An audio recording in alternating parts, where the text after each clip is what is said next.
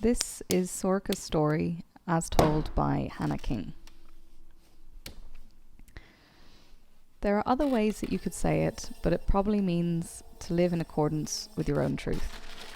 David Bowie has a similar saying, don't play to the gallery, meaning don't try and please anybody else in your own life. Live according to your own rules, and don't live according to how other people think you should. Don't live in order to please other people. Basically, to follow your own path. For a long while, I wasn't living my own life. I was engaged with somebody else's version of what life should be. Looking back on it now, it's just wow. I wasn't engaged in my own life at all. Thinking back on college, you're just kind of finding out who you are.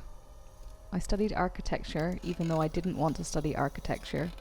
My first choice would have been to study the history of art and architecture, more of a theoretical engagement rather than a practical. And interestingly enough, it was something that I've come back around to 10 years later. After college, I moved to London, and when thinking about living in London now, it feels like somebody else lived there. It doesn't feel like me. I was still living by doing the other things that people wanted from me, working as an architect, and my friend group was all just about partying and sessioning at the weekends. The disengagement turned to misery. I was trying to carve out little bits of autonomy outside of the group. I did poetry, open mics, and I was in a choir. But it required an extreme break from those things to untangle myself from it. So I moved to Mexico. And then there was a lot of anger. Because while I wasn't living on other people's terms, I didn't fully know what my own were yet. If I was to liken it to a river, it was like I was swimming upstream against the current. I think where this saying really started to come alive for me was through meeting people who were living sort of differently. I was living in Argentina and I met a lot of people who were in the same sort of boat. People who had left home and had difficult relationships with their parents. Argentina is a very free place. There are no rules there.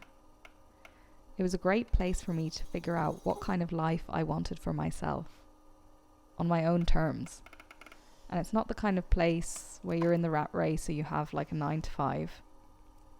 I was surrounded by people who were being artists in their own right. There were curators, theatre directors, writers, people being whatever they wanted to be. It was a real eye-opener. They weren't constrained by status or wanting to earn a certain amount of money. I think being in the writing groups in Argentina was something that was kind of illuminating, where we talked about writing and we all sort of saw ourselves as writers. The inspiring discourse between this support network who didn't only want their artistic life as their side hustle. I would guess that if you have the privilege of not having to work or having some sort of cushion behind you, most people would probably invest their time in the creative pursuits.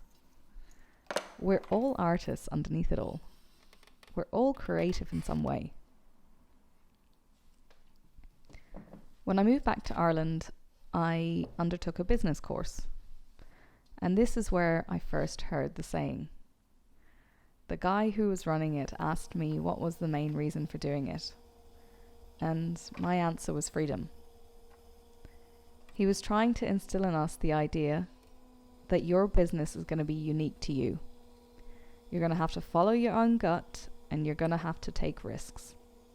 And things are going to go wrong.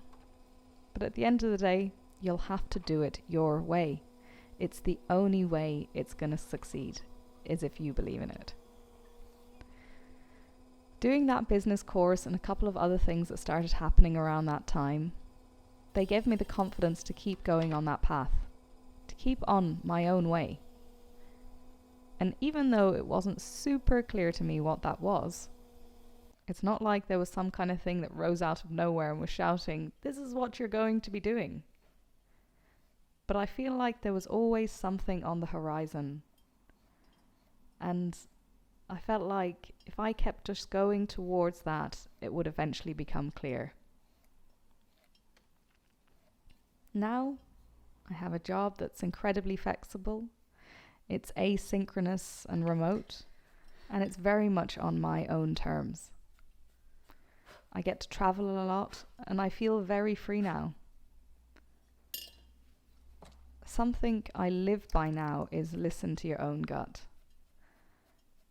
And now it's led me to a place where I feel like I have so much agency over my own life. And I'm really happy.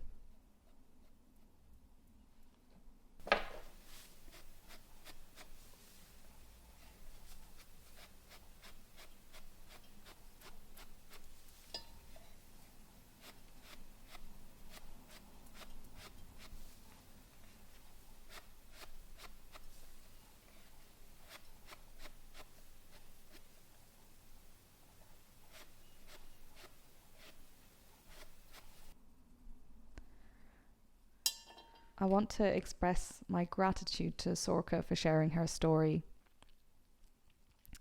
Sorcha's favourite saying is paddle your own canoe.